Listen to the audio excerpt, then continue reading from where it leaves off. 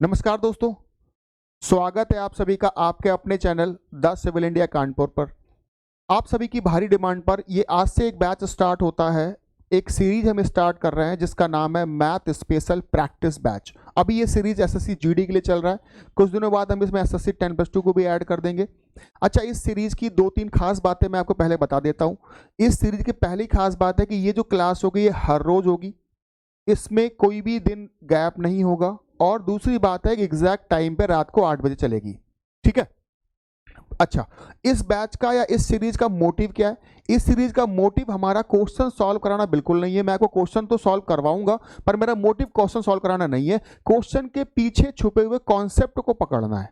कोई भी क्वेश्चन जब आ रहा होता है तो उसके पीछे क्या क्या कॉन्सेप्ट लग रहे होते हैं, मैं आपको वो सारे के सारे कॉन्सेप्ट को डिस्क्राइब करते हुए चलूंगा और उसके थ्रू आगे बढ़ेंगे। ठीक है, पहला मोटिव ये।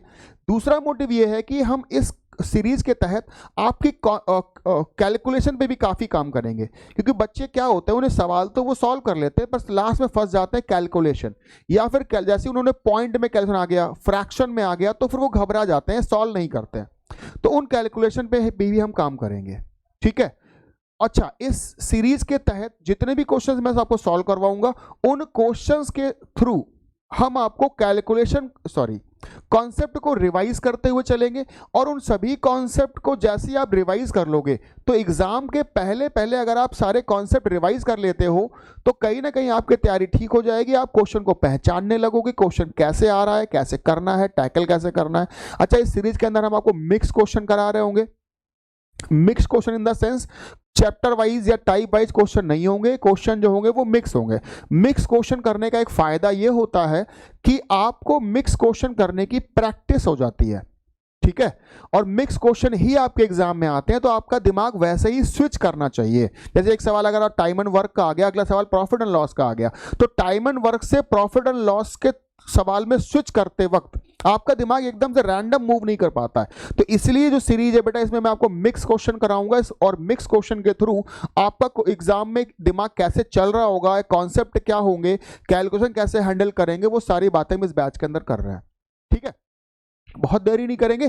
तो ये देखिए, मैंने लिख भी दिया है, सैंपल पेपर 1 है, एसएससी जीडी का है। एसएससी जीडी के लिए स्पेशल सैंपल पेपर मैंने बनाए हुए हैं, स्पेशल क्वेश्चंस लगाए हुए हैं। वो क्वेश्चन जो आपके एग्जाम में आ सकते हैं या जिस तरह के क्वेश्चन आपके एग्जाम में आ जाते हैं, तो उन सभी की मैं आज की क्लास में बात करना होगा। ठीक है। तो ये जो सैंपल पेपर है, लगभग 20-22 सैंपल पेपर मैं आपको एग्जाम के पहले पहले करा दूंगा, तो आपकी जो तैयारी है वो अच्छी खासी बूस्ट हो जाने वाली है। ठीक है, चलिए बहुत देरी नहीं कर रहे हैं, हम फटाफट क्लास को आगे बढ़ा लेते हैं। अच्छा जी, सॉरी, क्लास को आगे बढ़ा लेते हैं। सबसे पहला जो क्वेश्चन है वो आपके स्क्रीन पर लगा हुआ है।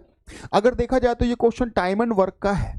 भाई अगर मैं क्वेश्चन पढ़ लेता हूं, कह रहा है आरंभ में रेखा इस दर से कार्य करती है कि वो एक काम को 24 घंटे में कर पाए। समझो, सवाल कह रहा है कि रेखा इस हिसाब से काम करती है कि वो 24 दिनों में पूरा काम कर देगी।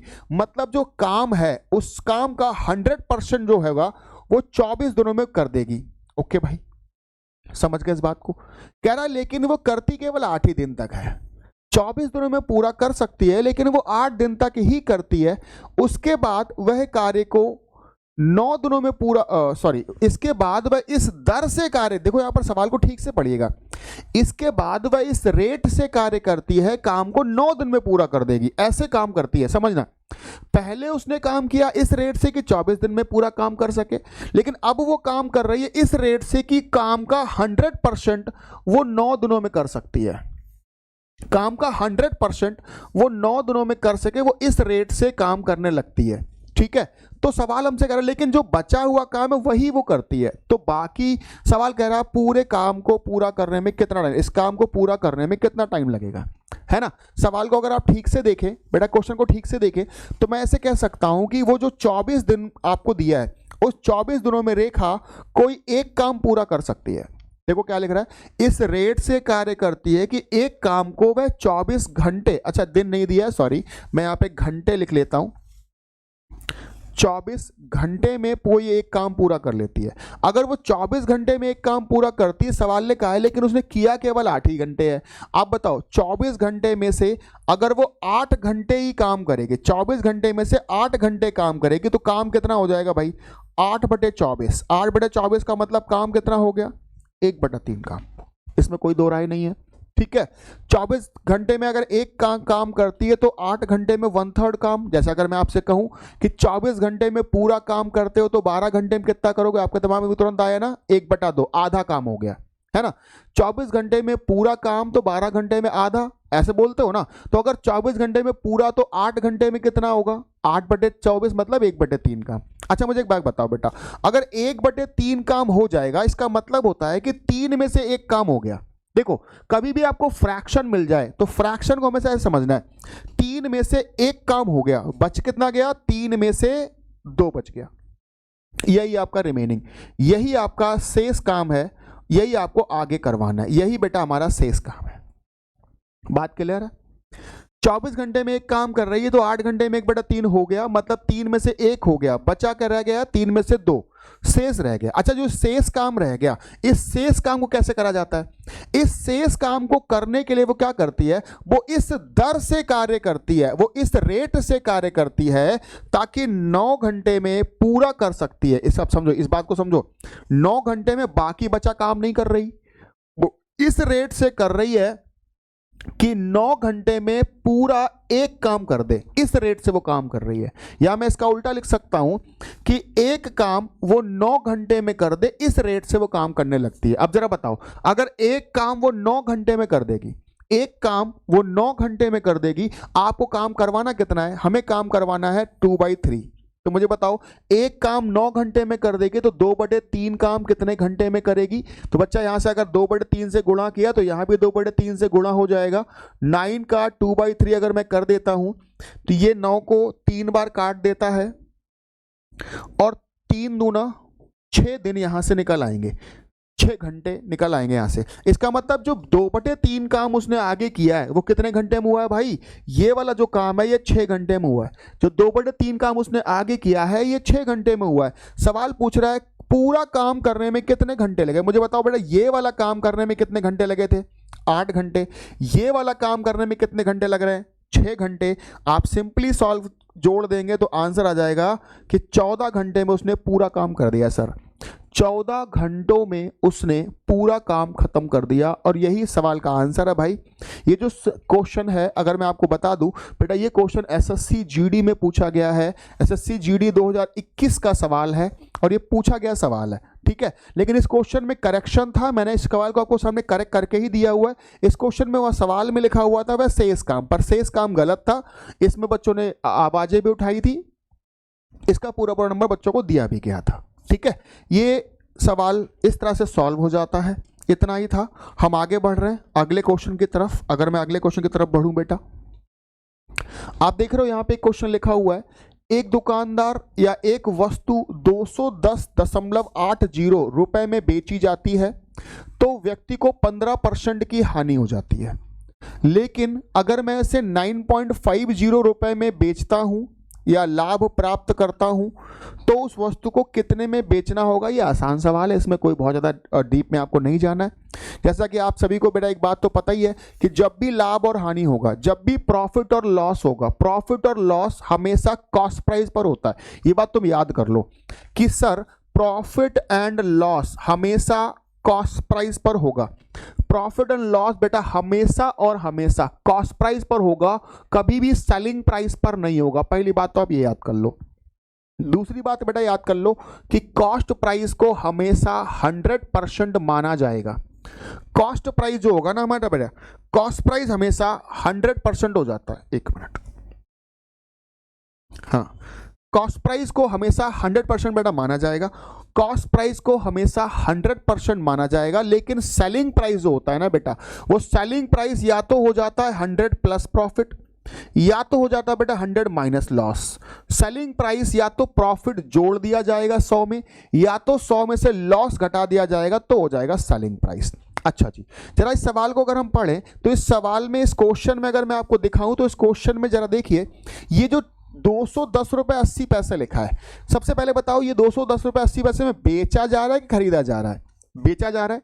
बेचने का मतलब हो जाता है ये सेलिंग प्राइस है, सेलिंग प्राइस है। अच्छा जी, और क्या हो रहा है, 15% का लॉस हो रहा है। अगर 15% का लॉस होगा तो जो सेलिंग प्राइस होगा बेटा वो हो जाएगा 100 माइनस 15। यानी 85%। अच्छा, और सेलिंग प्राइस एक्चुअल में है कितना, 210.8 रुपया। इसका मतलब ये 85 का ही वैल्यू है, 85 का ही वैल्यू है 210.8। ठीक है, आपको कह रहा है 9.5% का प्रॉफिट लेना है। बेटा अगर 9.5% का प्रॉफिट होगा तो ये 100 में 9.5 का प्रॉफिट अगर मैं ले लेता हूं तो 109.5 ये वैल्यू आपको निकाल देनी है। 85 का ये वैल्यू दिया है, 109.5 का वैल्यू आपको निकाल देना है। सिंपली सॉल्व करवा देंगे हम यहां से 109.5 सॉल्व करेंगे तो यहां से निकलेगा 210.8 इंटू में 109.5 और अपॉन में आ रहा है बेटा 85, अपॉन में आ रहा है 85, है ना। ये इस सवाल का आंसर बन जाता है और यहीं से आप काट पीट लोगे तो बात हमारी बन जाएगी। ठीक है, अगर हम यहीं से काट पीट लेंगे तो बात हमारी बन जाएगी। अगर देखो मैं आपको दिखाऊं तो बच्चा आप मुझे बताओ, यहाँ पॉइंटेड लिखा है, अगर पहले तो मैं इसको 17 से काटने को ट्राई करता हूं। देखो 85 जो है, अच्छा देखो अब समझो, अब यहां पर बात आती है कैलकुलेशन की। कैलकुलेशन कैसे समझा जाए, तो कैलकुलेशन के लिए 2-3 काम आपको करने होंगे। पहला काम है कि पहाड़े याद करने होंगे। अगर आपको पहाड़े आते हैं तो आपको समझ आ जाता है कि कौन से पहाड़े से कौन सा नंबर कटने वाला है, अगर आपको पहाड़े याद है, पहली बात। दूसरी बात बेटा कैलकुलेशन के लिए है, आपको डिविजिबिलिटी रूल्स आने चाहिए अच्छे खासे। अगर आपको डिविजिबिलिटी रूल आते होंगे तो बात बना ले जाओगे। इकाई का अंक निकालना आपको आना चाहिए, अप्रॉक्सीमेशन के थ्रू हम कई बार लगा देते हैं, डिजिटल सम कई बार लगा देते हैं। तो 4-5 तरीके होते हैं कैलकुलेशन को आसान बनाने के। ठीक है, कैलकुलेशन को आसान बनाने के लिए बेटा 4 से 5 तरीके होते हैं। मैं एक बार ट्राई करके देख लेता हूं, ट्राई करने में कोई हर्ज नहीं है। ठीक है, मैं ट्राई कर लेता हूं। अगर मैं 17 के पहाड़े से काटता हूं बेटा तो ये 5 बार काट देगा, और ये मैं ऊपर की तरफ पहले इस नंबर को काट के ट्राई कर रहा हूं, कट रहा है कि नहीं कट रहा है। अगर मैं इस नंबर को काट के देखता हूं बच्चा तो 17 से जाएगा, 17 एकम 17, बच रहा है 4, 40 हो गया, 17 दूना 34, बचा 8, 6 और 68 और 17 चौके 68। ये देखिए पूरा पूरा कट गया, 12.4 पूरा पूरा कट जाएगा ऐसा। अगर मैं 5 से इधर की तरफ काट देता हूं बेटा तो बच्चे अगर मैं 5 के पहाड़े से इधर की तरफ काटता हूं तो 5 दूना आ जाएगा 10, 5 एकम 5 और 5 नमा, ऐसा बन गया। बस इतना ही काटना, इसके आगे मत काटना, इतना ही काटना, और इतना ही काटते ही तुम्हारा आंसर तुम्हें चमक जाएगा। समझो कैसे, आप मुझे बताओ बेटा ये 12.4 है और ये 21.9 है। पहली बात तो यहाँ एक अंक पे पॉइंट है, यहाँ एक अंक पे पॉइंट है, मतलब आंसर 2 अंकों पे पॉइंट आएगा। और आप देख रहे हो सभी में 2 अंकों पे पॉइंट लग रहा है, आंसर 2 अंकों पे। देखो ये सब ट्रिकें आपको एग्जाम में अपनानी पड़ेंगी, जब आप इस तरह की चीजों को अपनाओगे तभी बात बनेगी।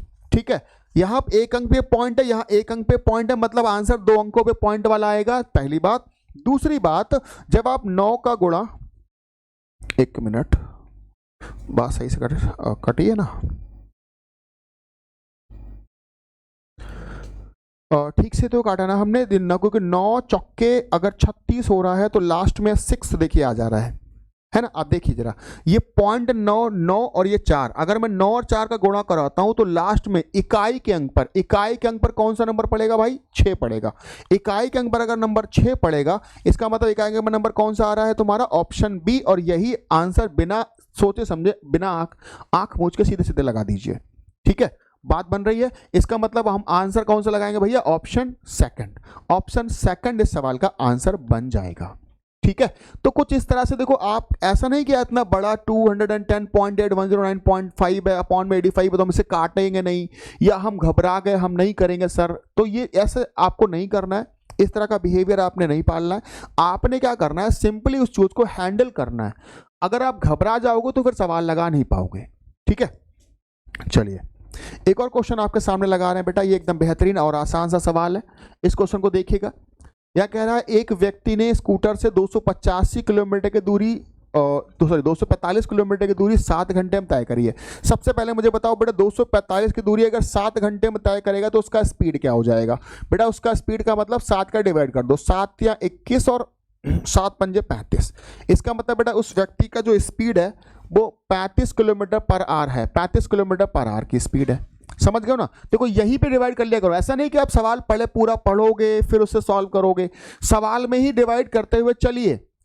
245 किलोमीटर 7 घंटे में जाता है तो उसका स्पीड हो गया 35। अभी क्या बोल रहा है, यदि वह इलेक्ट्रिक साइकिल स्कूटर की चाल 3/7 चाल से जाए तो 4 घंटे में कितनी दूरी जाएगा? तो बच्चा हमारी स्पीड कितनी है? 35 का 3/7 चाल से जाएगा। जरा काट देंगे इसे, अगर मैं 5 बार काट देता हूं तो इसका मतलब हमारी जो चाल हो गई है वो 15 और हमें 4 घंटे में जाना है। तो दूरी बराबर हो जाता है चाल गुणा समय। आप सभी को पता है दूरी बराबर चाल गुणा समय। बेटा 15 गुणा 4 बात बन जाएगी हमारी 60 किलोमीटर की दूरी तय करेगा। ये बेहतरीन और आसान सा सवाल था, अच्छा सवाल था, ठीक है। इसमें बहुत टफ नहीं है, आप इस सवाल को 5-10 सेकंड में खत्म कर सकते हो, ठीक है। सभी को फॉर्मूले वगैरह आते हैं। दूरी बराबर चाल गुणा समय है, चाल बराबर दूरी बटे समय है, समय बराबर दूरी बटे चाल है, ठीक है। इन फॉर्मूलाज को याद करके बैठिए और फटाफट लगाते जाइए। चलिए एक और क्वेश्चन मैं यहाँ पे ट्राई कर रहा हूँ भाई, एक और क्वेश्चन ट्राई कर रहा हूँ। क्या लिख रहा है? यदि एक ट्रेन किसी कार की तुलना में 50% तेज चलती, 50% ये तेज चल जाती है, दोनों एक ही समय पर ए से बी जाते हैं जो कि 81 किलोमीटर दूरी पर है। अच्छा जी, ट्रेन स्टेशनों पर ठहरने के समय लगभग 12 मिनट रहा। अच्छा, ट्रेन बीच बीच में रुक रुक कर जा रही है, इसका मतलब कहना यही है कि एक कार जा रही है और एक ट्रेन जा रही है, ठीक है। ट्रेन चल तो तेज रही है लेकिन ट्रेन बीच बीच में रुक भी जा रही है। कितने मिनट रुकी भाई? 12 मिनट रुक जा रही है। और इस 12 मिनट के रुकने की वजह से दोनों, देखो यहां पे लिख रहा होगा, दोनों एक ही समय पर पहुंचते हैं, दोनों एक ही समय पर पहुंचते हैं, ठीक है। अच्छा, ऐसा क्यों होता है? क्योंकि ट्रेन तेज चल रही है, कार चल रही है धीमे, फिर भी दोनों एक ही टाइम पे पहुंचते हैं, क्योंकि ट्रेन बीच में कुछ टाइम रुक जाती है। इतना ही तो मतलब है। अच्छा बताओ, अगर हम आपसे कहते कि ट्रेन बीच में रुकी नहीं, लगातार चली जाती, तो अगर लगातार चली जाएगी तो वो ट्रेन यही 12 मिनट पहले पहुंच जा रही होगी, तो वो ट्रेन यही 12 मिनट पहले पहुंच जाएगी। यही तो मतलब इस बात का है, समझिएगा। अगर ट्रेन रुक रुक कर जा रही है बीच में से, तो 12 मिनट का जो टाइम था वो बीच में रुक गई, तो एग्जैक्ट टाइम दोनों सेम टाइम पे पहुंच गए। लेकिन अगर ये 12 मिनट का जो टाइम है, अगर वो ट्रेन बीच में ना रुके 12 मिनट, तो वो 12 मिनट पहले पहुंच जाएगी। यही तो मतलब है। तो क्या मैं ऐसा भी कह सकता हूं कि वो उन दोनों के टाइम में जो फर्क है वो 12 मिनट का आ जाएगा? दोनों के टाइम में 12 मिनट का फर्क है। अब देखो, इस क्वेश्चन को लगाने के कई तरीके हैं।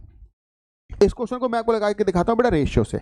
ये बात समझो भाई, समझो यहां पर कहना क्या चाह रहा है। कह रहा है दोनों एक ही टाइम पर पहुंच जाते हैं और जबकि स्पीड इसकी 50% ज्यादा है, ये 12 मिनट से रुक जाती है। जरा मुझे बताओ, दोनों चल कितना रहे हैं? ट्रेन भी 81 किलोमीटर जा रही है ए से बी, कार भी 81 किलोमीटर ए से बी जा रही है। तो बच्चा अगर दोनों ही 81 किलोमीटर जा रहे हैं, तो क्या मैं नहीं कहूंगा कि दोनों की जो तय की गई दूरियां हैं वो समान है? दोनों ही की तय की गई दूरियां कैसी हैं भाई? समान है। अब इस बात को समझो, अगर दूरियां समान हो जाती हैं, तो ये बात मैंने आपको कई बार क्लास में भी बताई है, चैनल पे भी बताई है, कि चाल का रेशियो समय के रेशियो का उल्टा हो जाता है। चाल का रेशियो अगर x अनुपात y है, तो बच्चा समय का रेशियो y अनुपात x हो जाएगा। इतनी सी बात है, इसी बात को आपको लगा देना, फटाफट तुम्हारा आंसर निकल के आएगा। अच्छा समझना, मैं यहां पे पहले लिखूंगा, ऊपर यहां लिखूंगा ट्रेन की चाल और यहां लिखूंगा कार की चाल का रेशियो। कह क्या रहा है? पहले आप सवाल को देखो, कह क्या रहा है भाई? सवाल को देखो, सवाल में क्या कह रहा है? क्वेश्चन में कह रहा है ट्रेन की जो चाल है वो कार की चाल से 50% ज्यादा है। अच्छा मुझे बताओ, इस 50% का फ्रैक्शन वैल्यू क्या होता है? 1/2। 1/2 का मतलब अगर ट्रेन की चाल 2 है तो कार की चाल 1 ज्यादा है। मैंने आपको अभी भी फ्रैक्शन सिखाया था, नीचे वाले को मान लेते हैं एग्जैक्ट वैल्यू, ऊपर वाले को जो ज्यादा है कम है वो हो जाता है। ट्रेन की चाल 2 है तो कार एक, सॉरी उल्टा हो गया, कार की चाल 2 है तो ट्रेन 1 ज्यादा है। कार की चाल 2 है तो ट्रेन 1 ज्यादा हो जाएगी 3। तो बच्चे चाल का रेशियो 3:2 हो जाएगा, तो समय का रेशियो हो जाएगा 2:3। बोलो हो जाएगा? पलट जाएगा।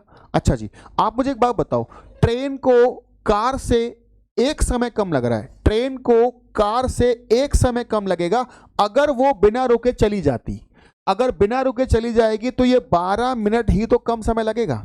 इसका मतलब समझो ना, एक का मतलब ही आपको दिया है 12 मिनट, एक का मतलब है 12 मिनट। आपसे किसका चाल पूछा गया है बेटा? हमसे पूछा गया कार की चाल क्या होगी। तो कार की चाल निकालने का मतलब है आप कार वाला पहले समय निकाल दो। कार वाला समय कितना है भाई? 3। अगर मैं 3 निकालूंगा तो कितना आ जाएगा? 36 मिनट।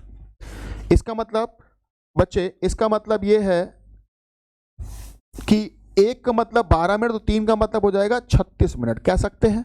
अच्छा जी, ये समय किसका आ गया 3, जो तुमने 3 समय निकाला, ये समय किसका आया है भाई? ये समय आया कार का। कार का समय 36 मिनट है, पर कार जा कितना किलोमीटर रही है? कार या ट्रेन दोनों ही 81 किलोमीटर जा रहे हैं। तो कार की चाल पूछी गई है भाई। चाल बराबर फॉर्मूला होता है दूरी और बटे में आ गया समय, लेकिन समय मिनट में है, बटे में 60 करेंगे, 60 पलट जाएगा ऊपर की तरफ। तो ये 60 अगर मैं ऊपर पलटा दूं तो बच्चे कहीं ना कहीं ये बात बन जाएगी, 60 आ जाएगा ऊपर। मैं काट देता हूं पहाड़े से। अगर मैं यहां से काट देता हूं बेटा, 6 के पहाड़े से पहले काट लेते हैं, 6 के पहाड़े से काट लेते हैं भाई। ये कटेगा 6 बार, ये कटेगा 10 बार। इस 3 के पहाड़े से काट लेते हैं, ये कटेगा 27 बार, ये कट जाएगा तुम्हारा 2 बार, और इधर की तरफ मैं 5 बार काट दे रहा हूं। तो कहीं ना कहीं 27 पंजे 135 किलोमीटर प्रति घंटा कार की स्पीड आ जाएगी। 27 पंजे 135 किलोमीटर प्रति घंटा कार की स्पीड आ जाएगी। बात को समझिएगा भाई, बहुत आराम से सुनिएगा मेरी बातों को, मैं कहना क्या चाह रहा हूं। कभी भी अगर सवाल आपको इस तरह का मिल जाता है कि आपकी दूरियां समान हो जाती हैं, अगर आपकी दूरियां समान हो जाएंगी तो चाल और समय का रेशो उल्टा हो जाएगा। समय 1 कम हुआ है, सवाल ने कहा है 12 मिनट कम हुए, तो 3 निकाला। 3 क्यों निकाला? क्योंकि हमें कार के बारे में चाहिए। 36 निकल आएगा, ये 36 मिनट में कार जा रही है 81 किलोमीटर। अब 81 किलोमीटर दूरी अगर 36 मिनट में जाएगी तो 1 घंटे में कितना जाएगी? क्योंकि आपको जो कार का स्पीड दिया है वो किलोमीटर पर आवर में दिया, और 1 घंटे में चली गई दूरी को ही चाल कहते हैं। 1 घंटे में चली गई दूरी को ही चाल कहा जाता है भाई। ओके, उम्मीद कर रहा हूं बात समझ आई होगी। क्वेश्चन नंबर आगे बढ़िए, क्वेश्चन नंबर 5 पे अगर हम चलें तो बेटा क्वेश्चन नंबर 5 पे अगर हम चलते हैं तो यहां पर देखिएगा पिछले वर्ष एक्स और वाई। ये एक बेहतरीन सवाल है, अच्छा सवाल। उम्मीद नहीं है कि ऐसे सवाल, उम्मीद नहीं थी मुझे कि पिछले साल ऐसे सवाल ही पूछे जाएंगे बेटा, लेकिन ये सवाल भी पिछले साल पूछा गया और ये अच्छा सवाल है। हम इस तरह के सवालों को एसएससी बैच से पढ़ाते हैं। जीडी बैच में मैं अभी तक नहीं पढ़ाता था, पर अब की बार मैं इस तरह के सवाल भी जीडी बैच में पढ़ाऊंगा। ठीक है, ये एक अच्छा सवाल, बेहतरीन सवाल।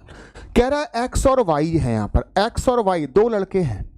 इनकी जो आय है वो 4:5 में है, लेकिन 4:5 जो अनुपात है ये आज का नहीं है, ये पिछले साल का है, ये पिछले वर्ष का है भाई। पिछले वर्ष जो 4 अनुपात है वो 4:5 है। अच्छा, और क्या कहा जा रहा है हमसे? और हमसे कहा जा रहा है भाई कि इनकी पिछले वर्ष और इस वर्ष जो आय का अनुपात है वो ए का है 3:4 और बी का है बेटा 2:3। ए की जो आय है, बेसिकली बोलते हैं ऐसे, देखो ए की आय 2:3 है, पर आप ऐसे ना बोलिए, आप ऐसे बोलिए ए की आय 2:3 बढ़ गई, 2:3 से बढ़ गई, अरे उल्टा लिख दिया मैंने।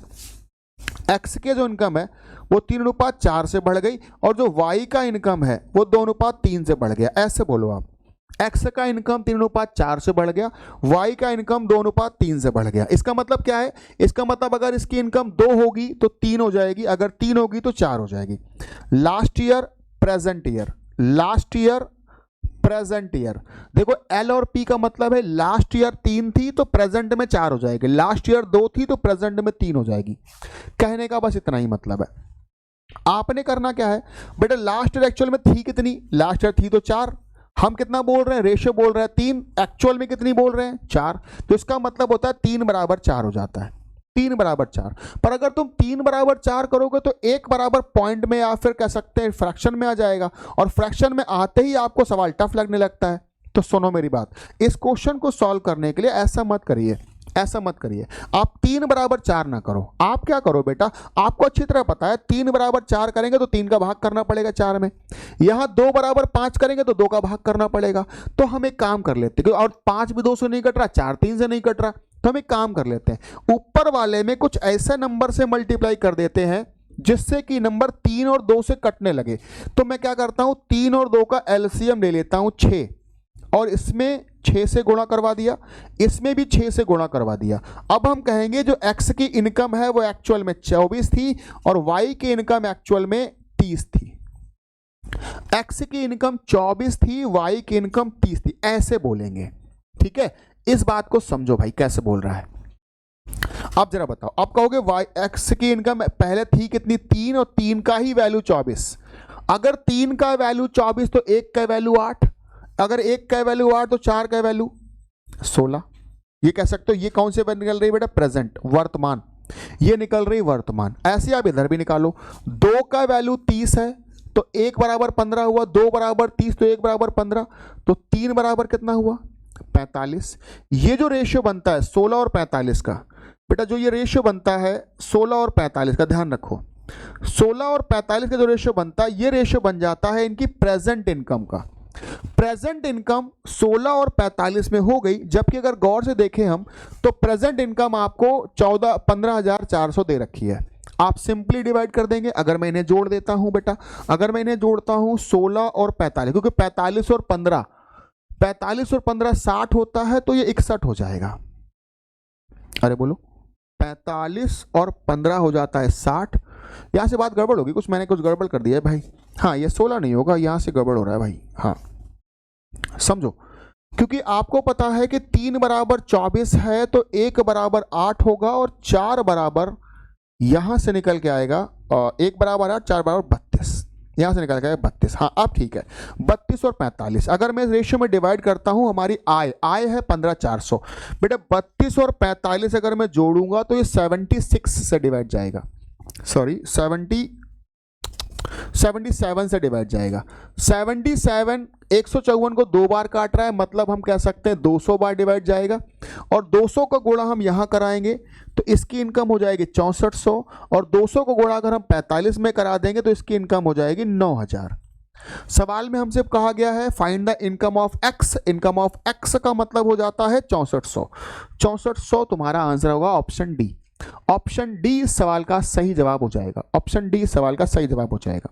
सभी को बात क्लियर है? अगर बात समझ ना आई हो तो कृपया इस सवाल को दोबारा से देखें, क्योंकि ये सवाल पहले कभी एसएससी जीडी में नहीं पूछा गया था, पहली बार पूछा गया है। तो आपको हो सकता है इस तरह के सवालों को लगाने की हैबिट ना हो। अगर आपको समझ नहीं आया है तो कृपया इस क्वेश्चन को दोबारा से देख लें कि कैसे मैंने किया है, ठीक है, किया कैसे जा रहा है। ओके, चलिए फटाफट अगला सवाल लगा देते हैं भाई। एक और क्वेश्चन अगर मैं आपके सामने लगाता हूं, ये भी देखिए एक बेहतरीन सवाल पूछा गया। इस तरह के जो क्वेश्चन है बेटा, इस तरह का क्वेश्चन हमें से कभी ऐसे नहीं पूछे जाते जैसे इन्होंने पूछा। ये जो क्वेश्चन दिया है बेटा, ये ठीक ठाक सा अच्छे लेवल का सवाल है, और इस क्वेश्चन को आप शॉर्टकट ट्रिक से नहीं लगा सकते। इस क्वेश्चन को तुम्हें बेसिक तरीके से लगाना होगा। देखो, लेकिन बेसिक में भी कितना शॉर्ट कर सकते हैं वो मैं आपको सिखा देता हूं। किसी भी क्वेश्चन में बेसिक तो आप लगा ही रहे हो, लेकिन बेसिक मेथड में भी कितना शॉर्ट कर सकते हो ये डिपेंड करता है, ठीक है। देखिए भाई, अगर इसमें सवाल ने ऐसा ना बोला, देखो कह रहा है हरि ने 2 वस्तुएं ए और बी को कुल मिलाकर 1250 में खरीदी हैं। 1250 में 2 वस्तुएं लाए हैं ए और बी। ए को 20% हानि पर बेच दिया है, बी को 15% लाभ पर बेच दिया है। बी का विक्रय मूल्य ए के विक्रय मूल्य के 2 गुने से 75 कम है। बस ये वाली जो बात है ये गड़बड़ कर दी। अगर ये ऐसे ना बोलता, या तो कह देता कि विक्रय मूल्य बराबर है, या तो कह देता दोनों विक्रय मूल्य समान है, या कहता कि कोई लाभ कोई हानि हुआ नहीं, तो तब तो बात बन जाती है। तो फिर टोटल लाभ हानि पूछ ले तो भी बात बन जाती। लेकिन सवाल ने ना थोड़ा सा घुमा दिया आपकी बार, इस क्वेश्चन में थोड़ा सा बेटा घुमा दिया गया सवाल में। तो आपने क्या करना होगा, इस क्वेश्चन में बेसिक हम जा रहे हैं, लेकिन बेसिक में भी कैसे सॉर्ट करेंगे वो मैं आपको सिखा दूंगा बीच में ही। 1250 रुपए की 2 वस्तुएं लाए हैं। एक वस्तु को हमने मान लिया कि ए है, एक वस्तु को कह दे रहे हैं बी है, और जो ए वस्तु है ये x रुपए की मान लेते हैं। अगर ए वस्तु x रुपए की है तो बी वस्तु हो जाएगी बेटा 1250 माइनस x रुपए की, ठीक है। 1250 माइनस x रुपए की ये वाली हो जाएगी। अच्छा, अभी ध्यान से सुनना मैं करना क्या चाह रहा हूं। ए को बेचा गया है 20% हानि। आप बताओ ये 20% हानि का फ्रैक्शन होता है 1/5, मतलब 5 में से 1 की हानि पर बेचा गया है, मतलब ए को 4/5 पर बेचा गया है। फिर से समझिएगा, 5 में से 1 की हानि हुई है, मतलब बेचा 4 में है, 4/5 में। बी को बेचा गया है 15% के लाभ पर। इस 15% का फ्रैक्शन होता है 3/20, मतलब यह है 20 का सामान है, 3 का लाभ लेकर बेचा गया है 23/20 में। 23/20 में बेचा गया है ना, 23/20 में बेचा गया। और क्या कह रहा है, कह रहा है बी का जो विक्रय मूल्य है वो ए के विक्रय मूल्य के 2 गुने से 75 कम है। ए के विक्रय मूल्य ये है, इसका 2 गुना कर दें और कम कर दें 75 रुपया, तो बी के विक्रय मूल्य के बराबर आ जाता है। तो बेटा बी के विक्रय मूल्य के बराबर, ये कुछ सवाल इस तरह से लग रहा है, इस तरह से लग रहा है। अब इसको सॉल्व कर लेते हैं बेटा। अगर मैं इस क्वेश्चन को सॉल्व कर दूं, इस क्वेश्चन को अगर मैं सॉल्व करता हूं तो 2 से तो पहले इधर गुणा हो जाएगा। एक काम कर लेते हैं, ये 2 से मल्टीप्लाई करवा लेते हैं, इसको इधर ले आते हैं और 75 को ले चलते हैं उधर की तरफ।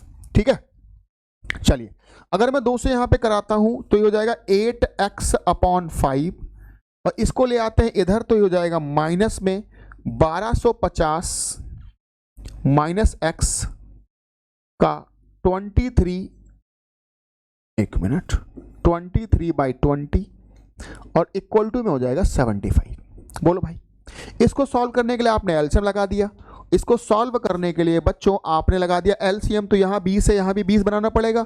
20 बनाने के लिए हमने 4 से ऊपर 4 से नीचे गुणा कराया, 4 से ऊपर 4 से नीचे। आप बताओ ये भी 20 हो गया, अभी हो गया 8 चौके 32, लेकिन ध्यान दो ये 32 हो रहा है, ये 23 इधर जा रहा है, 23 अंदर जाएगा, माइनस जाएगा अंदर, माइनस जाएगा तो ये प्लस हो जाएगा, और ये 23 जाएगा अंदर तो ये भी ये इधर से प्लस हो जाएगा, तो 23x/20 आएगा जो कि 32 में जोड़ेगा।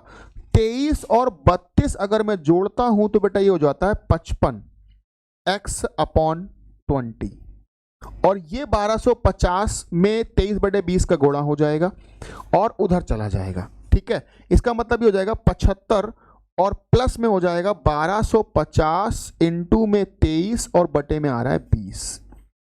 इस तरह से बात है बेटा, इस तरह से बात है। अच्छा भाई मुझे एक बात बताओ, ये 20 और 20 काटने के लिए मुझे 20 का गुणा यहां करवाना पड़ेगा। अगर मैं 75 में 20 का गुणा कर देता हूं बेटा, 75 में 20 का गुणा कर देता हूं तो ये 75 में 20 का गुणा अगर मैं कर देता हूं तो 75 दूना होता है 150 और एक जीरो अलग से 20 वाला आ जाएगा। तो कहीं ना कहीं हम ये बोल सकते हैं कि सर हम यहाँ पे 1500 लिख दें और पूरे के बटे में 20 लगा दें, कोई इशू नहीं है। 1500 लिख दे रहे हैं, पूरे के बटे में 20 लगा दे रहे हैं। अब आप 20 और 20 को काट सकते हैं बेटा जी, अब आप 20 और 20 को काट सकते हैं। ठीक है, सिंपली इसे सॉल्व कर देंगे, इसे सॉल्व करेंगे तो आपका कोई ना कोई एक आंसर यहां से मैच करेगा। ये जो सवाल था वो इस लेवल का था। अच्छा, उम्मीद कर रहा हूं कि आप इस क्वेश्चन को आगे सॉल्व करोगे। इसको आगे मैं नहीं सॉल्व कर रहा हूं, इसको आगे ये आपके ऊपर छोड़ दे रहे हैं। ठीक है, इस क्वेश्चन को आगे आपके ऊपर छोड़ दे रहे हैं, इतना ही है। मैं आपको सॉल्व करके दिखाऊंगा। इस क्वेश्चन का जो आंसर है वो आपको कमेंट बॉक्स में बताना है, इसमें से कौन सा आंसर आपका सही हो रहा है। ठीक है, इसमें से कौन सा आंसर आपके लिए सही हो रहा है। क्लियर है भाई? चलिए एक और क्वेश्चन को आगे लगाते हैं भाई, एक और क्वेश्चन को लगाते हैं। जरा देखिए इस क्वेश्चन को, ये भी ठीक ठाक सा क्वेश्चन दिख रहा है। 2 पाइप ए और बी भरे हुए टैंक को क्रमशः 10 मिनट 15 मिनट में खाली कर देते हैं। ओके, ए और बी जो है वो खाली करने वाले पाइप है। जब पाइप अकेले उसी खाली टैंक को 12 मिनट में भर सकता है। हाँ, इसमें कुछ करेक्शन है भाई, इंग्लिश में देख लेते हैं।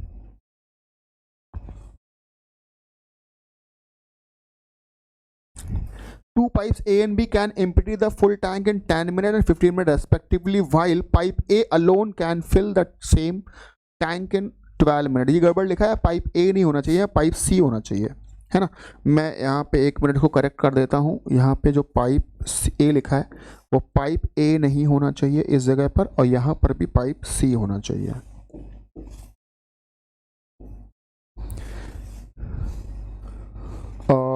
तो पाइप C, यहाँ पे C होना चाहिए और यहाँ भी C होना चाहिए। Pipe C alone can fill the same tank in 12 minutes. When the tank is full, A and B are opened for 4 minutes. Then only pipe A is closed and C is opened. देखो C लिखा है ना, okay, A खुला हुआ है, C अभी भी खुला हुआ है। Then along with B, now how much time in the minute will it take to fill the tank? समझ रहे हो, A को बंद कर दिया जाता है लेकिन B खुला रहता है C के साथ। ठीक है, समझिएगा। मैं क्या करता हूं, आप सभी को पता ही है टाइम एंड वर्क कैसे लगाया जाता है। A 10 मिनट में खाली कर रहा है, B 15 मिनट में खाली कर रहा है। अच्छा एक बात समझिएगा, ये दोनों खाली करने वाले हैं तो आप ऊपर माइनस ऐसे लगा लेते हैं। A निगेटिव है, B भी निगेटिव है, लेकिन C जो है वो भरने वाला नल है और C भर सकता है इस पूरे टैंक को 12 मिनट में। ओके भाई, एलसीएम लगा लिया हमने 60, और आप सभी को पता है जो 60 आ जाता है, जो एलसीएम लगाते हैं, इस एलसीएम को ही हम टंकी मान लेते हैं कि टंकी 60 की है, ऐसे मान लेते हैं। अच्छा जी, अगर मैं 10 का डिवाइड करता हूं तो ये 1 घंटे में 6 करेगा, ये 1 घंटे में 4 करेगा और ये 1 घंटे में 5 करेगा। ये 6 खाली करेगा, ये 4 खाली करेगा, और ये जो सी पाइप होगा ये 5 भर देगा। ऐसे बोल देंगे, ठीक है, ऐसे बोल देते हैं। सबसे पहले हमने किसे खोला है? ए और बी को खोला है।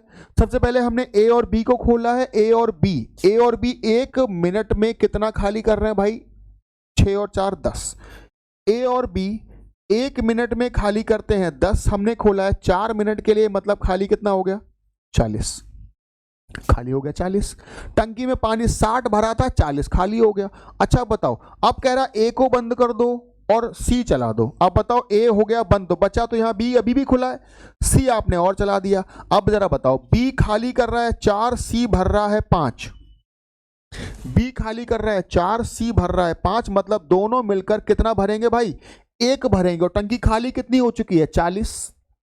टंकी 40 खाली हो चुकी है और दोनों मिलकर 1 भर रहे हैं। अगर दोनों मिलकर 1 मिनट में 1 भरेंगे तो 40 जो खाली टंकी हो गई है, इसे भरने में कितना टाइम लगेगा? तो आंसर क्या लगाओगे तुम? 40 मिनट। 40 मिनट इस सवाल का आंसर बन गया है ऑप्शन डी। ऑप्शन डी इस सवाल का आंसर है, 40 मिनट। समझ रहे हो भाई? समझ रहे हो? तो ये इस तरह से सवाल लग जाएगा और बहुत ही आसान था, बहुत टफ नहीं था, सिर्फ उसने लैंग्वेज को थोड़ा घुमाया है। ठीक है, लैंग्वेज को थोड़ा घुमाया गया, बाकी सवाल बहुत आसान है, क्वेश्चन एकदम ही आसान था। ठीक है, बहुत देरी नहीं करेंगे, एक और सवाल आपके सामने लगाते हैं। ये तो आसान वाला है भाई। 7 मीटर गहराई है, 20 मीटर की त्रिज्या है, खाली बेलनाकार टैंक में कितना पानी आएगा? तो पानी आने का मतलब होता है वॉल्यूम, आयतन। आयतन का फॉर्मूला होता है पाई आर स्क्वायर एच। आप सभी को पता है, आंसर पाई में है नहीं, मतलब पाई रखवाना पड़ेगा। देखो पहली बात तो ये समझो, आप अगर आप कभी भी आयतन वगैरह पूछा जाए, कभी आपसे आयतन पूछे, पृष्ठीय क्षेत्रफल पूछे जिसमें पाई आता हो, ये बात समझो, तो पाई का जो वैल्यू होता है बेटा, पाई का वैल्यू होता है 22/7, यही रखना पड़ता है। और देखा जाए तो 22 में 11 छुपा होता है, 11/7 होता है ना। इसका मतलब ये होता है कि जब भी आंसर आएगा तो 11 का मल्टीप्लाई होके आएगा, आंसर 11 का मल्टीपल आएगा। और अगर आंसर 11 का मल्टीपल हो जाता है तो हम क्या करते हैं? ऑप्शन ढूंढ लेते हैं। एक ही ऑप्शन है जो 11 का मल्टीपल है, एक ही ऑप्शन है जो 11 का मल्टीपल है, तुम्हारा सीधा सीधा आंसर बन जाएगा। कुछ भी सॉल्व नहीं करना है इस क्वेश्चन में, कुछ भी सॉल्व नहीं करना है, सीधे सीधे तुम्हारा आंसर बन जाएगा 8800 मीटर क्यूब, और कुछ नहीं सॉल्व करना। मैं आपको सॉल्व करके दिखा देता हूं भाई। यहां पर अगर आप देखो, अगर आप यहां पर देखोगे तो पाई का वैल्यू बेटा हम रखेंगे 22/7। आर हमारे पास है 20 × 20 और एच हमारा है 7। आपको दिख रहा है ये 7 से 7 कटी गया, 20 × 20 हो जाता है 400, 400 × 22 करोगे तो 8800 तुम्हारा आंसर आ जाएगा मीटर क्यूब में। 8800 मीटर क्यूब में तुम्हारा आंसर आ जाएगा। लेकिन आप इस सवाल को बिना पेन चलाए भी सॉल्व कर सकते थे। हम अगले सवाल पे पहुंचते हैं।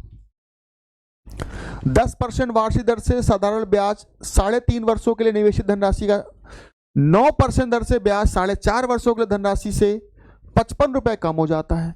देखो समझो, बड़ा आसान सा है भाई। मेरी बात समझो, कभी भी आपको सवाल में रेट दिया जाए और टाइम दिया जाए, ये बात याद कर लो। एसएससी जीडी वाले छात्रों ये बात याद कर लो, एसएससी जीडी वाले छात्रों याद कर लो, एसआई सीआई का कभी भी क्वेश्चन आए, सीआई छोड़ दो, एसआई की बात कर रहा हूं, अगर साधारण ब्याज का क्वेश्चन आए और आपको दर और समय दिया जाए तो तुरंत गुणा कराओ, तुरंत, कुछ भी बिना सोचे समझे। आर और टी गुणा कराओगे तो ये बन जाएगा कुल मिला के RT%, और जो ये RT% होता है बेटा, इसी को कहते हैं ब्याज।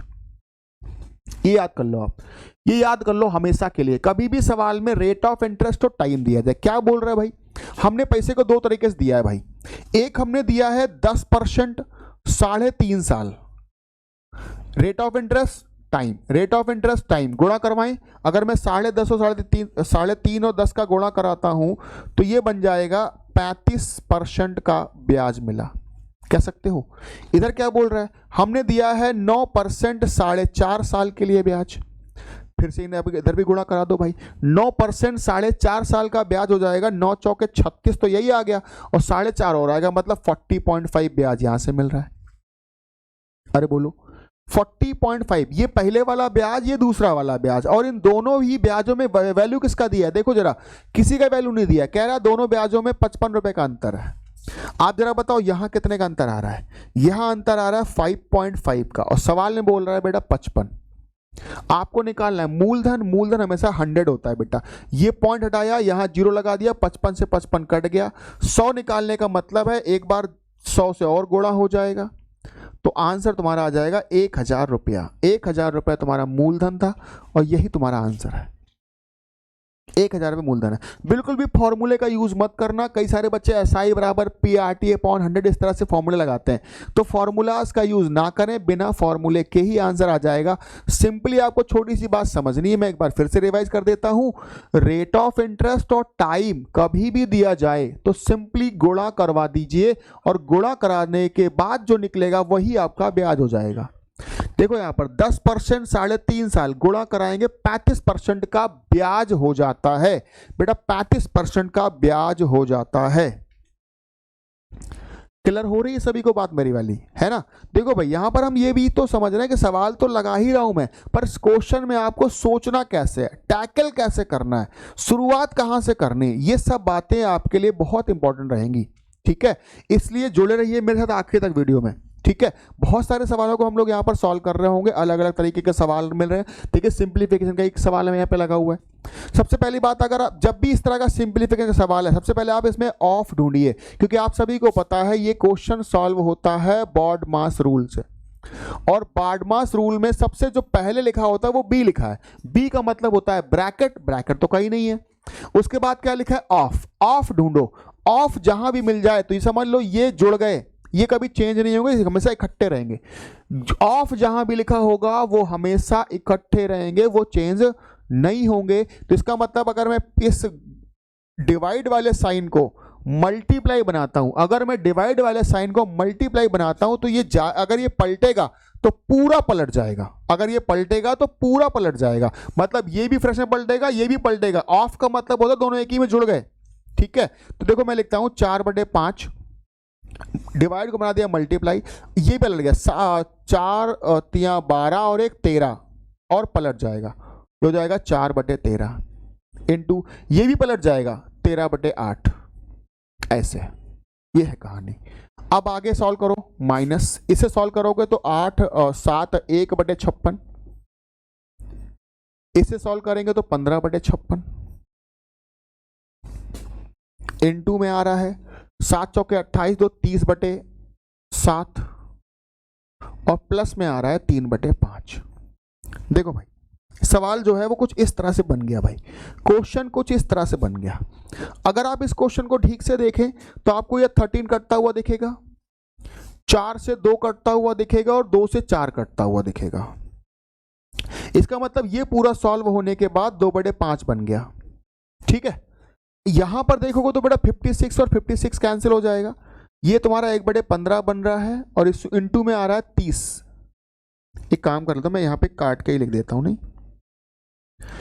इस 15 से मैंने 30 काट दिया, तो ये कहीं ना कहीं ये बन जाता है तुम्हारा 2/7 और प्लस में क्या बन रहा है 3/5, प्लस में बन रहा है बेटा 3/5। अब सॉल्व करवा लीजिए। अब आप सॉल्व करें, पहले तो इन्हें जोड़ लो आप। जब आप इन्हें जोड़ोगे ना बेटा तो इन्हें जोड़ने पर क्या बन जाएगा बताइए, 2/5 3/5 जोड़ेगा तो 5/5, मतलब 1 माइनस 2/7, यह हम कह सकते हैं 5/7। यही सवाल का आंसर है। 5/7 आप ढूंढ लीजिए ऑप्शन में, जहां भी मिल जा रहा हो वही उसी को टिक लगा दीजिए। 5/7 ऑप्शन में ढूंढिए और टिक लगा दीजिए और यही सवाल का आंसर बन गया। बात को समझे मेरी? तो सवाल को देखकर बिल्कुल भी घबराना नहीं है। अगर आपको सवाल कुछ ऊट पटांग सा लग रहा है तो आपको क्या कर लेना है, बेटे कॉल उठा लो, कह दो कि क्लास ले रहे है ना। सवाल को देखकर घबराना नहीं है, आपको बस क्या करना है, आपको उसको धीमे धीमे सॉल्व करते जाना है। और जब आप इस तरह से शुरुआत में करोगे तो कुछ दिनों बाद आपकी क्वेश्चंस को करने की हैबिट हो जाएगी, कैलकुलेशन से घबराना आप बंद कर देंगे। ठीक है, चलिए आगे बढ़ रहे हैं एक और क्वेश्चन की तरफ बढ़ रहे हैं। यहां लिख रहा है 9 संख्याओं का जो औसत है वो 20.6 है, उनमें से 3 संख्याओं का औसत 20.6 है, जबकि अगली 3 संख्याओं का 15.2 है। शेष 3 संख्याओं का औसत बताओ बेटा। इसमें कोई ट्रिक अप्लाई बिल्कुल मत करना, इसको आप बेसिक तरीके से हैंडल करिए। देखो बच्चे कैसे, 9 संख्याओं का जो औसत है वो 20.6 है। ओके, इनमें से 3 संख्याओं का जो औसत है वो 26.1 है ऐसा। लेकिन अगर 9 में से 3 घटा देंगे ये वाली, और फिर अगली जो 3 है उन्हें भी घटा दो। एक काम करता हूं, मैं थोड़ा सा जगह बना लेता हूं सवाल के लिए।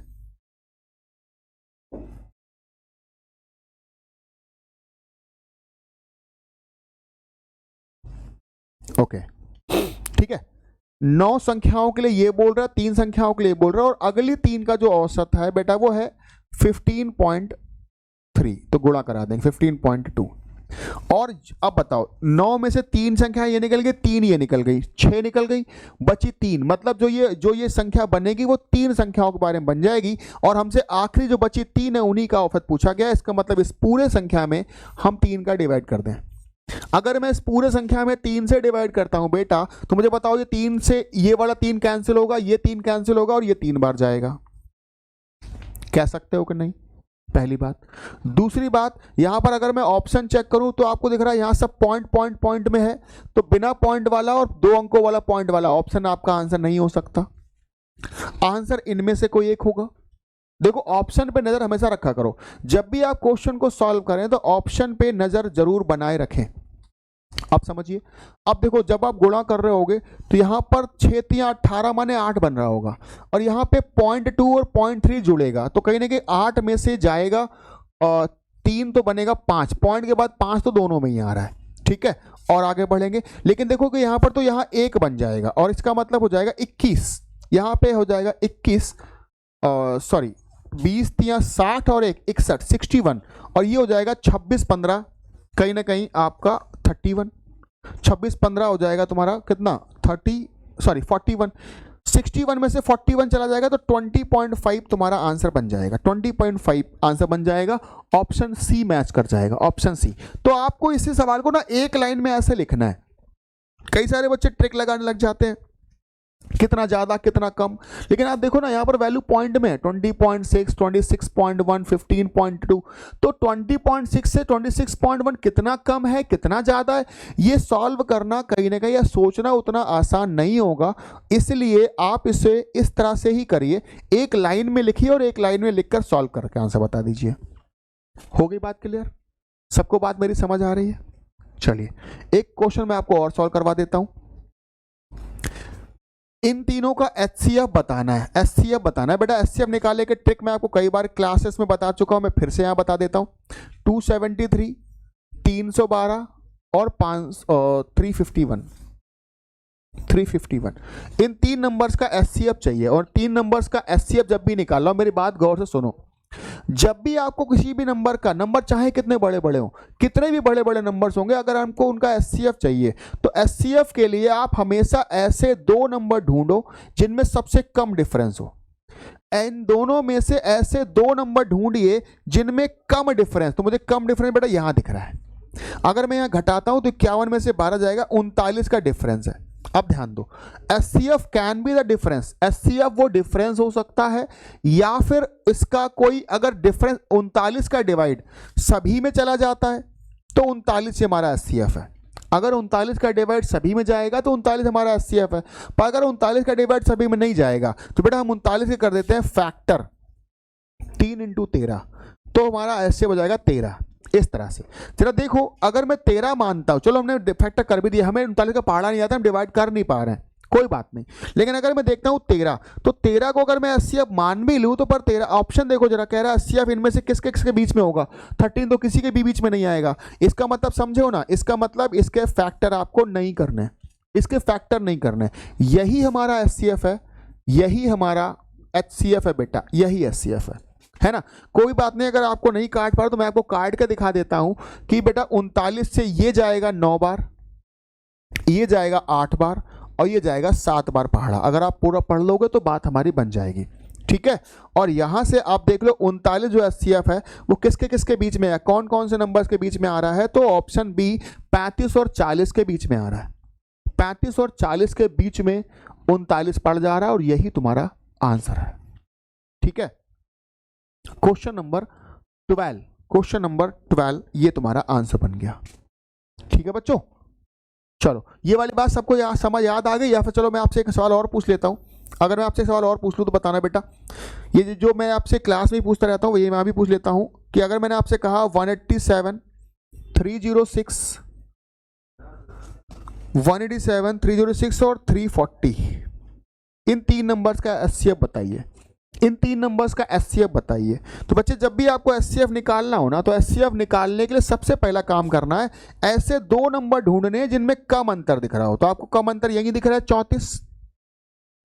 अब HCF can be the difference और the factor of the difference. HCF वो डिफरेंस हो सकता है या फैक्टर हो सकता है उसका। आप बताओ जरा, 34 का डिवाइड यहां जा रहा है पूरा पूरा, यहां भी पूरा पूरा जा रहा है, लेकिन 34 एक सम संख्या है तो विषम संख्या में तो भाग जाएगा नहीं। 34 का डिवाइड यहां नहीं जा रहा है, इसका मतलब जो 34 है वो हमारा एचसीएफ नहीं है। तो अगर 34 एचसीएफ नहीं होगा तो 34 के फैक्टर करिए, 2 × 17। आप बताओ 17 एक विषम संख्या है और 17 का डिवाइड सभी संख्याओं में चला जाएगा। अगर 17 का डिवाइड सभी संख्याओं में चला जाता है तो 17 ही हमारा एचसीएफ हो जाएगा। 17 ही हमारा क्या हो जाएगा भाई? एचसीएफ। 17 ही हमारा एचसीएफ हो जाएगा। ये एचसीएफ निकालने की ट्रिक है छोटी सी, इसे याद रखो और एग्जाम में हमेशा ऐसे ही निकालो, ठीक है? ऐसे ही निकालेंगे तो बात जल्दी जल्दी बन जाएगी हमारी, फटाफट आप चीज़ों को लगा पाओगे। ओके भाइयों, बात समझ आ रही थोड़ी थोड़ी? चलिए, ये देखो, ये बेहतरीन और आसान सा सवाल है। कई बार आपको बताया गया क्लास के अंदर, किसी भी नंबर का परसेंटेज हो, किसी भी नंबर का परसेंटेज को फ्रैक्शन बनाना हो, रेशियो बनाना हो, तो परसेंटेज को रेशियो बनाने के लिए सिंपली 100 से भाग करा जाता है। 25 के टेबल से हम काट देंगे, 25 के टेबल से उड़ा देंगे, तो ये हो जाएगा 25 × 75 और 25 चौके 100। आंसर तुम्हारा 3/68। 3/68 का मतलब है 3:68 और यही तुम्हारा आंसर हो जाता है ऑप्शन सी। ये आसान वाला सवाल था, इसमें कोई बहुत टाइम आपको नहीं लगाना था, सवाल देखते ही टिक कर देना है। ये बात मैं पहले ही बता चुका, मैं फिर से बता देता हूँ। किसी भी परसेंट को फ्रैक्शन बनाना हो, किसी भी परसेंट को बेटा फ्रैक्शन बनाना हो, डिवाइड बाई 100 करिए, ठीक है? और किसी भी डिवाइड बाई 100, और किसी भी फ्रैक्शन को परसेंट बनाना है, मल्टीप्लाई 100 करिए। किसी भी फ्रैक्शन को परसेंट बनाना है, मल्टीप्लाई 100 करिए। परसेंट को फ्रैक्शन बनाना है, डिवाइड बाय 100 करिए। ये बात मैं कई बार बताता रहता हूं बीच बीच में। चलिए, ये देखो भाई, सवाल ने कह रहा है कि कितने % का डिस्काउंट दिया गया है। तो जरा देखो भाई, स्वेटर का मूल्य 1422 रुपए था, 1264 हो गया है। कितना डिस्काउंट दिया गया है? अगर आप गौर से देखें तो 1422 रुपए का स्वेटर था, 1264 का बेचा गया, 1264 का बेचा गया। कितने रुपए का डिस्काउंट दिया? पहले तो आप डिस्काउंट निकालो, घटा दोगे। पहले बेटा आप घटा के डिस्काउंट तो निकालो, कितने रुपए का डिस्काउंट दिया गया। अच्छा देखो, डिस्काउंट कैसे निकालते हैं? ये 1264 है, 1422 से तुम्हें पहुंचना है। 1264 को अगर देखा जाए तो ये नंबर 36 कम है 1300 में से, और ये 1400 में से 22 ज्यादा है। तो 36 और 22 पहले आप जोड़ लो। अगर मैं 36 और 22 जोड़ता हूं तो 58, 36 और 22 58, और बीच में एक 1300 से 1400 100 पड़ रहा है, मतलब 158 रुपए का डिस्काउंट आपको दिया जाता है। 158 रुपीज का आपको डिस्काउंट दिया जाता है। किस पर दिया जाएगा? ध्यान रखो, डिस्काउंट हमेशा मार्क प्राइस पर दिया जाएगा। 1422 इनटू में करोगे 100। आपको शायद 158 का पहाड़ा नहीं आता होगा, पर मुझे दिखता है। दिखता कैसे, समझो बेटा। ये 15 लिखा है, या अगर देखो आगे के 2 नंबर देखे हमने, देखो काटते कैसे हैं। जब भी एग्जाम में काटना हो तो काटते कैसे हैं। यहां लिखा है 15 और ये 150 से कम है, मतलब 10 बार तो जाएगा नहीं, 10 से कम जाएगा। मतलब अगर 10 बार जाएगा तो आंसर 10 या 10 से ऊपर, 10 या 10 से छोटे हो जाएंगे। लेकिन अगर 10 से कम बार जाएगा तो आंसर 10 से बड़ा हो जाएगा। मतलब पहली बात तो ये है कि ऑप्शन हमारा डी और ए नहीं होगा, इन दोनों में कोई एक आंसर होगा। पहली बात तो ये। दूसरी बात, जाएगा कितनी बार? 15 नमा 135 होता है, 15 नमा 135 होता है, और 8 नमा 72 होता है। 7 आगे जाएगा तो 35 और 7 142। देखो बात पूरी पूरी बन रही है।